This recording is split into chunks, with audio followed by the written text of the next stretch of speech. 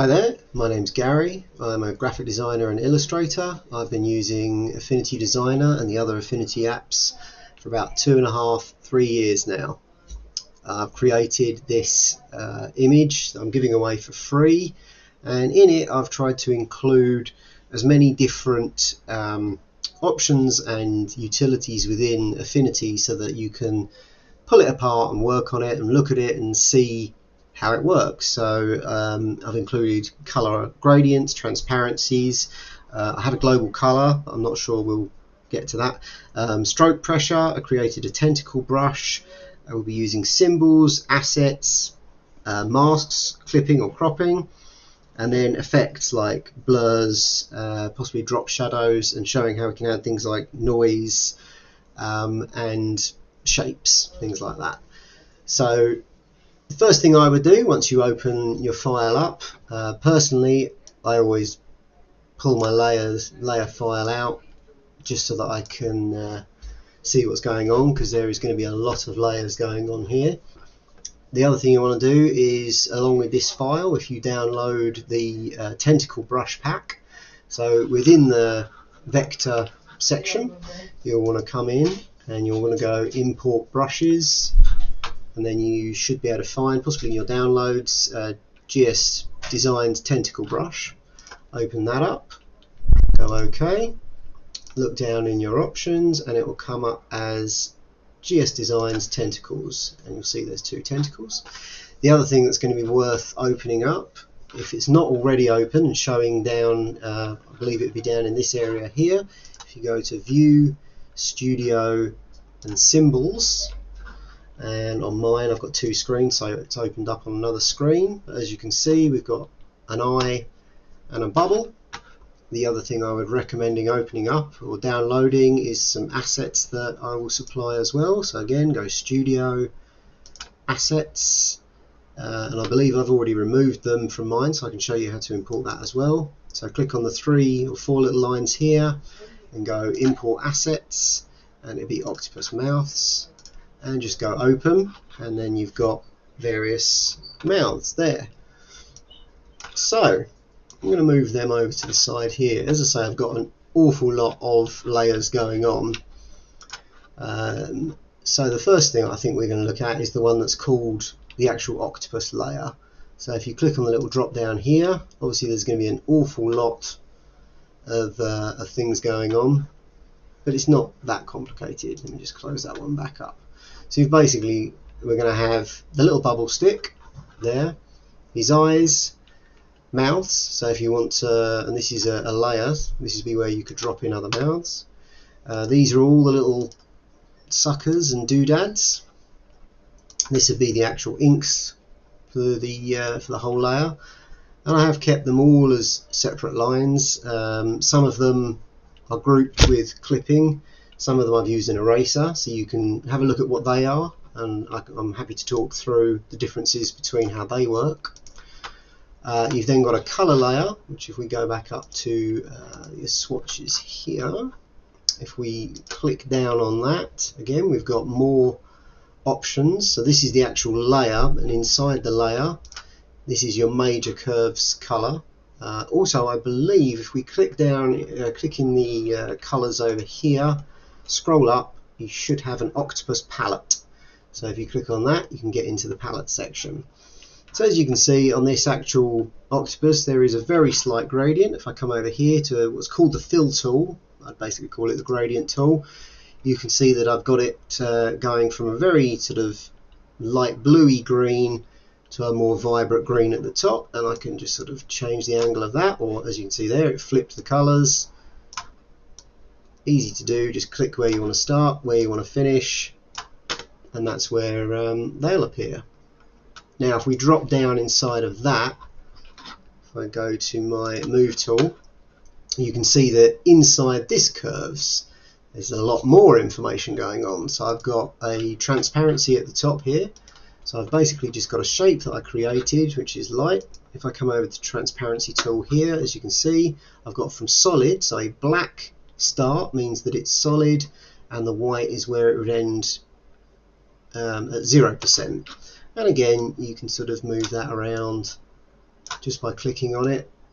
And again, even in here, if you go up to where it says linear, there's options for elliptical, where you can pull different lengths out and have it be different shapes, and that's set to a normal overlay.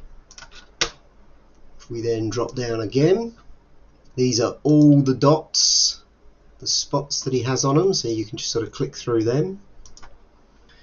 I've then got the shading, which is in its own separate group, which again has got some transparencies and I believe some multiplies and overlays. If you click on them, you can see that's been multiplied. Okay, and then I'm going to pull that back up. So then I have another arm which is basically the same as before. It's got little highlights on it, and with the highlights I've got them blurred. So again, if you come over to your effects section, you can see that I've got a Gaussian blur on. So this item here, which is the same with all these little highlights, every single one is just drawn in with a standard pen tool line, and then I come into where you've got your stroke and your pressure, and I've created a nice curve to create a nice pressure curve on that, and then into Gaussian blur just to add a slight blur to it. So that was that one. Then I got a little bit lazy, so here these ones are actually a brush. So I've had to cheat slightly on this for it to get the highlights and lowlights, so I'm going to turn them off for a second and come back to the actual curve. But if you see here, we can move this around and it will warp with it. I'm just going to undo all of that until it puts them back on, and I believe this one here is also a brush. So as I say, I've included the brush. So if you come back up, if we come up to the top here, we can create a new layer, add a layer, come over to your pen tool, and obviously at the moment it's got a fill, so we want to come over to swatches and we want to turn that off, come back to our brush and click on it. You want to go back to your swatch again and turn that to nothing. Now obviously you can see that this already tapers down to nothing. That's because in my pressure curve I've got it curving down. So if I go reset, this is how yours will probably come in when you draw a line. I would also suggest going back up to stroke and click on 3 cap ones here. You can click on butt cap and you see it just gives it a better curve, and I've already created profiles, and yeah, it's just a matter of creating a profile that you're happy with how it looks. And if I go back to the brushes, I've got one going in the opposite direction as well. And I know I'm rushing through all of this. I'm going to be absolutely happy to talk with people about how this file was put together and how it works. Do live videos, chats. I really just want to be able to help people learn how to use it. So as you can see, the other thing I've done is I created the eye as a symbol. So what you did there is I drew the asset and then I selected it, and you go create and it appears here. Now once you've dropped down the octopus layer, you'll see there's a layer called eyes. If you drop that down again, this one here is the nose. I'm going to zoom in here, and then I've got the 2 eyes. Don't be afraid of the amount of layers and things, it's mostly listed, but drop down again. Okay, and you see here where it says iris pupil. So if you select that layer, make sure you've got your move tool. Because this is a symbol, we can move these around and the eyes will look where we want them to look. And obviously that's made the reflections look a little bit unusual. We can click on this one here and we could either sort of bring it down or we could remove it. But yeah, we can move the eyes around simply by clicking onto this layer, onto this group that says iris pupil. So I'm going to pull them all back up again. So the other option that I've given on this, and I say I really just want people to grab this file and pull it around. If you accidentally click save, just download it again, or just ask me and you can have it again, no problems whatsoever. But as you can see, this is the mouth I've got at the moment. Let me zoom back out. Let me put those eyes back, how they look. So I'm just going to go undo. There we go. So I am going to come back to the layer that I called mouths, and you can drop that down. And again, that's in the octopus layer. And as you can see, it's a group in the mouth. Now if I grow back to my assets that we've grabbed here, and we grab mouth 2 and we bring that over, you see you can now click on this one. I don't think it's, yes, it's not called mouth anything at the moment because I had it on the file. I can delete that one, and then we can just grab this and we can put it in, and because these are all vectors, again, we can move it around, you can squish it, you could make it huge. It really is up to you what you do with this. And obviously there are 4 mouths there, so you can play around. So say we can then grab this one, delete that one off, and you could have happy smiling octopus. Okay, and that would be that. So I think we've gone through sort of those. Again, I know I'm rushing, but come back to me, ask me. What I have on the background layer here is I brought in a cog, which would be under the options here. If you click on, hold down on that, I think it generally shows as a triangle tool. If you click through it, you can get the cog tool. And obviously I've pushed it way out into the top there, so I'm going to zoom out. And when you can see these little red dots here, you can start playing around with these, or you can add the amount of teeth that it has.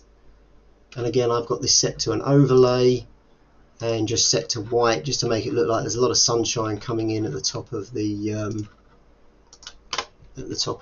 water there. So yeah, I really want you guys to just pull this apart, mess around with it. So another thing that you can try, I don't think I've really explained, you need to be able to pull items inside a curve to do it. What I might have to do is lots of short little videos, I think, to go with this to show how each individual bit sort of works. But this can be just a basic overview of how this works. And again, just a little quick one. If you go into here, into color, where it says noise, it might say opacity. Click on that. We could bring this up, and you could give it a little bit more noise, which adds some more reality to it. I'm going to pull that back down to nothing. Okay, so the other item that I was talking about was symbols. So these are all the bubbles are symbols, much like the eyes. So again, if you go in and move them around, so what I've figured out with symbols and how to change them. Now what I've had to do to blur the background ones is I brought all my symbols in, and then I put them on a separate layer or group, and then you select that group and you add a Gaussian blur to that. So if I turn that off, you can see that there's all bubbles there. Turn that back on, but they are still a symbol, but I've now blurred the group that they are in rather than blurring the symbol themselves. Okay, so I think that's sort of quite a lot of stuff to take in there.